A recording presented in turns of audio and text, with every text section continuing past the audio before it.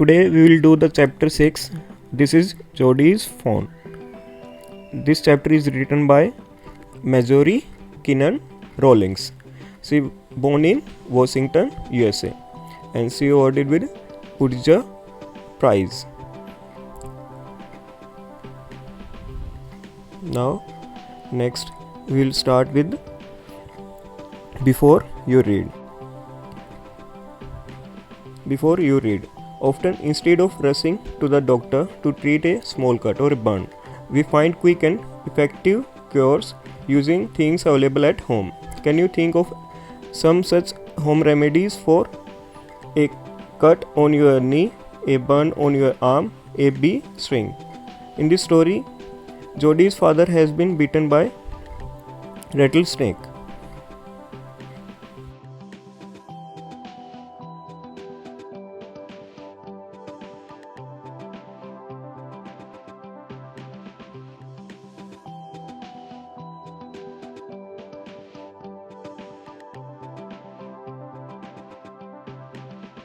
In this story, Jodie's father has been bitten by a rattlesnake. जो Jodie's father है उसको bite किया गया है एक rattlesnake से. So he quickly kill a doe and uses its heart and liver to draw out the poison. और वो क्या करता है कि एक डो मीन्स जो लेडी डियर है उसको मार देता है और उसका जो हार्ट और लीवर है उसको यूज़ करता है जो पॉइजन उसके अंदर चला जाता है rattlesnake की वजह से उसको बाहर निकालने के लिए. Jodie wonders what will happen to a little fawn left without a mother. जो जोडी है लड़का है वो सोचने लग जाता है कि जो लिटिल फोन है मीन्स लेडी डियर का बच्चा है वो अपनी मदर के बिना कैसे रहेगा तो वो सब सोचने लग जाता है. Now try to understand the highlighted words. जो हाईलाइटेड वर्ड्स हैं उनको समझने की कोशिश करो पिक्चर से. जैसे होम रेमेडी है उसमें आप लोग देख सकते हो जो घर का सामान होता है उससे बनता है. Next is a bee sting. Bee sting means जब मधुमक्खी काट लेती है तो जो स्वेलिंग हो जाती है उससे तो उसको बोलते हैं bee sting. Next is rattle snake. Rattle snake normal जो स्नेक होता है उस तरह का ही आप फोटो में देख सकते हो. उसके बाद ए डो. डो होता है फीमेल डियर, अडल्ट डियर, मादा हिरन जिसको बोलते हैं. ठीक है. उसके बाद फोन. फोन होता है बेबी डियर, कब भी बोलते हैं हिरन का बच्चा उसको बोलते हैं फोन. ओके.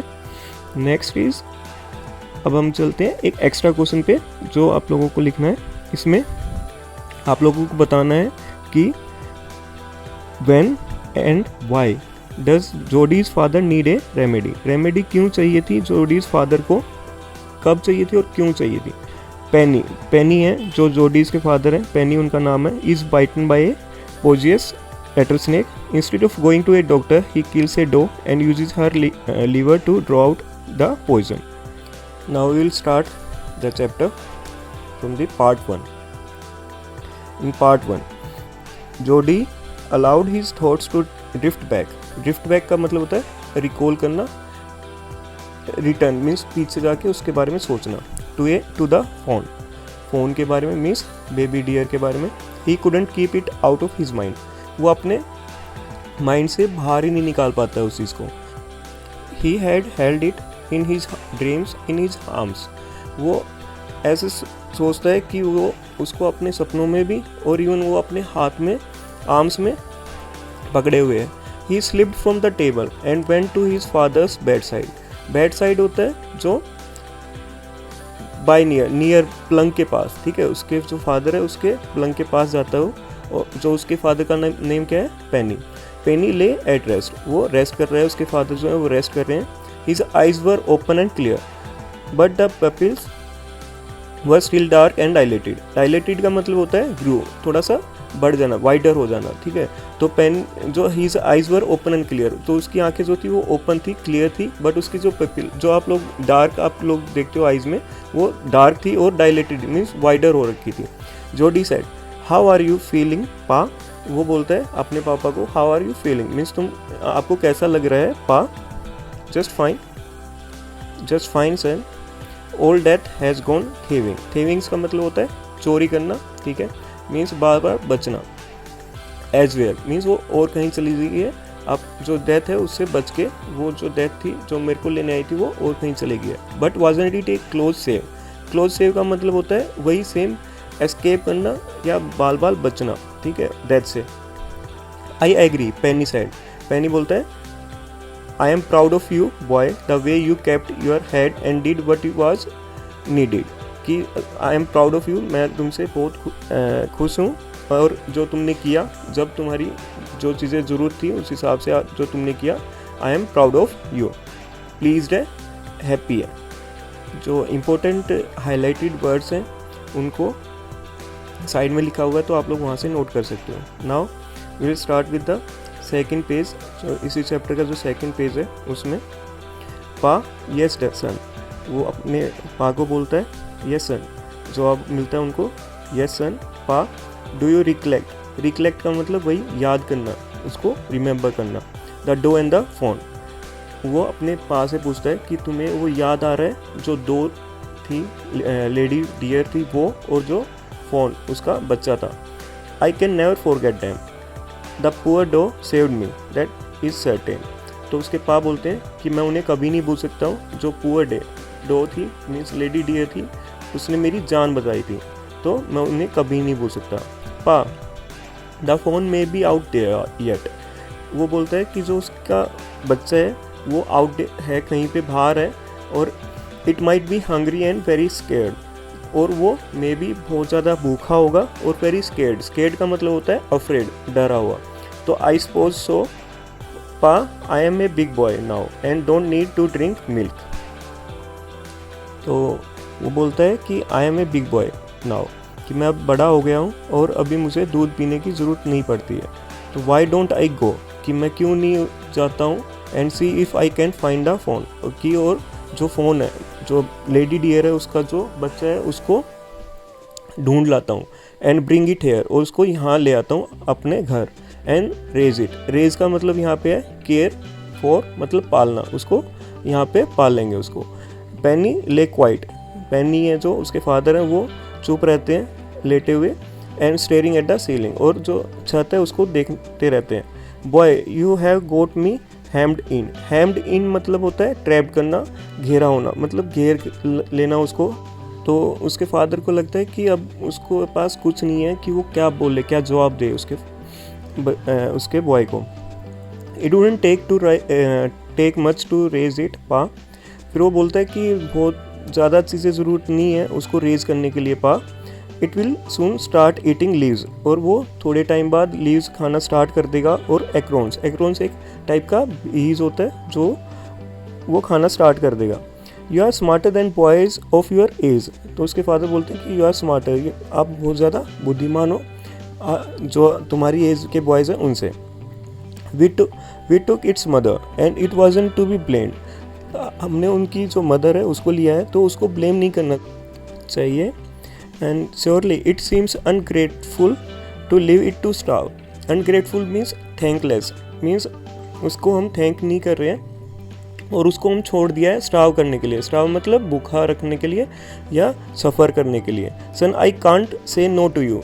फिर उसके जो फादर हैं वो बोलते हैं कि मैं तुम्हें नो नहीं बोल सकता हूँ क्योंकि I never thought I had live to see another day, कि मैंने कभी नहीं सोचा था कि मैं एक और डे देख पाऊँगा। क्योंकि वो ये सोचता है कि जो उसको बाइट किया था रेटल स्नेक ने, उससे उसकी जान नहीं बचेगी, और उसने मान लिया था कि ये उसका आखिरी दिन है। तो जैसे उसकी जान अब बच जाती है तो वो ये सब याद करता है। और ये सब होने के बाद आगे क्या होता है, can I ride back with Millwheel and see if I can find it, tell your ma I said you can go. तो वो बोलता है कि मैं विल के साथ राइड करूँगा हॉर्स पे, और राइड बैक उसके साथ ही आ जाऊँगा और उसको ढूंढने के लिए निकल जाता हूँ। तो उसके फादर बोलते हैं कि मैंने तुम्हें परमिशन दे दिया है, and tell your ma I said you can go. He sidled back to the table and set down, और वो वहाँ से ऐसे जो किनारा होता है उससे पीछे जाता है और वहाँ पे टेबल पे दोबारा से बैठ जाता है। And his mother was powering coffee for everyone, और उसकी जो मदर है वो सबके लिए कॉफ़ी लेके आती हैं। ही सेड माँ पा says I can go bring back the phone.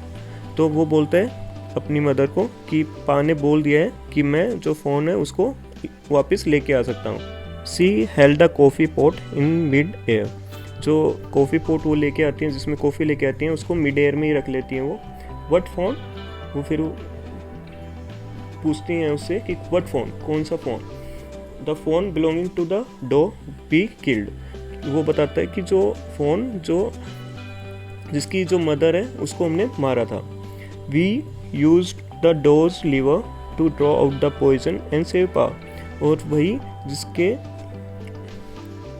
जिसके लीवर से, जिसकी जो लेडी डियर है उसके जो लीवर है उससे जो हमने पॉइजन को बाहर निकाला था और पा को बचाया था। सी गैप्स्ड का मतलब होता है सोक्ड हो जाती है, चौक जाती है। And well for a pity sake. Pa says it would be ungrateful to leave it to starve. कि अनग्रेटफुल होगा, थैंकलेस होगा, रूड होगा जो हम उसको स्टार्व करने के लिए, मतलब उसको भूखा रखने के लिए छोड़ देंगे। डॉक विल्सन, वहाँ पे फिर डॉक विल्सन भी होते हैं और वो क्या बोलते हैं? Doc Wilson said that's right ma'am, कि ये बिल्कुल सही है ma'am. Nothing in the world come quite free. कुछ भी फ्री नहीं आता है इस वर्ल्ड में। तो boy is right and he is daddy is right. तो वो बोलता है कि जो बॉय है वो भी राइट है और उसके जो डैडी हैं वो भी राइट है। Millville said he can write back with me, I will help him find it. और मिलविल जो होते हैं वो बोलते हैं कि आई विल हेल्प हिम, और उसको वापस राइट बैक भी मैं करा दूंगा। Then she set down the pot helplessly मतलब बेबस होके वो जो पोट है उसको नीचे रख देती हैं। अब आगे क्या होता है? Well if you will give it to your milk, अगर तुम अब जो आपका मिल्क है वो उसे दोगे।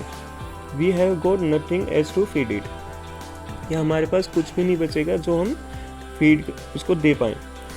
मिल said come on boy we have got to get riding. तो उसके बाद जो मिल है वो बोलते हैं कम ऑन बॉय, आओ चलो हमें राइड करना है, हमें यहाँ से जाना है। तो उसके बाद जो उनकी माँ होती है, माँ Baxter, so she asked anxiously means nervously बोलती है, मीन्स चिंता में बोलती है, will not be gone long, कि तुम ज़्यादा टाइम के लिए वहाँ मत रहना। उसके बाद जोडी जवाब देता है, जोडी said I will be back before dinner for sure, कि जो डिनर होगा उससे पहले ही मैं वापस आ जाऊँगा। फिर जो मिलविल हैं वो क्या करते हैं? मिलविल माउंटेड मीन्स चढ़ना, क्लाइंब करते हैं। Mounted his horse and pulled जोडी अप बिहाइंड हिम, और पुल करते हैं, उसको खींचते हैं, लिफ्ट करते हैं जोडी को अपने पीछे और अपने हॉर्स पे बिठा लेते हैं। He said to Millwheel do you think the fawn still there. वो बोलता है मिलविल को कि क्या तुम्हें लगता है कि जो फ़ोन है वो अभी भी वहाँ पे होगा। और फिर वो उसको बोलता है will you help me find him, और क्या तुम मेरी मदद करोगे उस फ़ोन को ढूंढने में। उसके बाद we will find him if he is alive, कि हम उसे ढूंढ लेंगे अगर वो जिंदा होगा। हाउ यू नो इट, कि वो वही है, तुम कैसे पहचानोगे। The spots were all in the line, कि उसको पता है कि जो स्पॉट हैं उसके वो सभी लाइन में है, तो उसे पता है कि कौन सा फ़ोन है। और उसके बाद on a doe fawn pass says, कि जो उसकी लेडी डियर थी उसके जो स्पॉट थे, the spots are very which way, तो एवरी विच वे कि सभी सेम वैसे ही ऑनलाइन थे, तो उस तरह वो पहचान लेंगे। इसके बाद कॉम्प्रिहेंसिव चेक है आप लोगों की क्वेश्चन से 4। पहला क्वेश्चन है आपका what has happen to Jody's father, जो जोडी का फादर है उसको क्या हुआ था। तो इसका आंसर रहेगा Jody's father had been bitten by a rattlesnake, तो उसको बाइट कर लिया था रेटल स्नेक ने। फर्स्ट का आंसर ये रहेगा।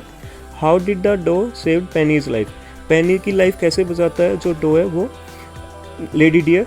तो इसका आंसर रहेगा Jody's father kill the doe, कि जोडीज फादर है वो किल कर देता है डो को, लेडी डियर को। He use her heart and liver to draw out the snake's poison, और उसका जो हार्ट और लीवर है उसको यूज़ करता है स्नेक का जो पॉइजन है उसको बाहर निकालने में। In this way the doe saved Penny's life. Now the third question is why does Jody want to bring the fawn home. जो फ़ोन है उसको घर पे क्यों लेके आना चाहता था Jody. Jody's father had killed the doe, क्योंकि जोडी जो फादर है उसने जो डो है उसको मार दिया था। And without the mother deer the fawn was likely to starve. तो अपनी बिना मदर डियर के मीन्स उसकी माँ के बिना जो फ़ोन है वो स्टार्व मीन्स भूखा होगा टू डेथ, कि उसके भूख के कारण उसकी डेथ तक हो जाएगी in the forest. So Jody wanted to bring the young fawn home. इसी now the last question fourth, how does Jody know the fawn is a male. कि जो जोडी है उसको कैसे पता था कि जो फ़ोन है वो मेल है। इसका आंसर है the spot on the phones body. जो स्पॉट्स थे बॉडी पे फ़ोन के, उनसे जोडी पहचान जाता है कि ये मेल है। ओके,